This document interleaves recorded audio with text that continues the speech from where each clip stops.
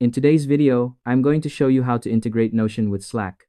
Whether you're managing a busy team, or you simply want to get real-time updates from your Notion workspace without constantly switching apps, this simple step-by-step guide will walk you through everything you need to know. First, open your Notion workspace and go to the left sidebar. From there, click on Settings. This is where you'll access all the configuration options for your account, including integrations with other platforms. Next, click on the Connections tab under the Account section. You'll see a section called Discover New Connections.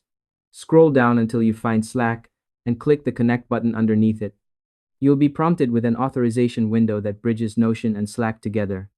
Follow the on-screen instructions to review the permissions. These determine how Notion interacts with your Slack channels and what information it can access. Once you're comfortable, click Allow to complete the integration. To make the process smoother, here are a few quick tips. Make sure you're logged into the correct Slack workspace and double-check that you have admin permissions if required. Doing this beforehand can save time and prevent errors during setup.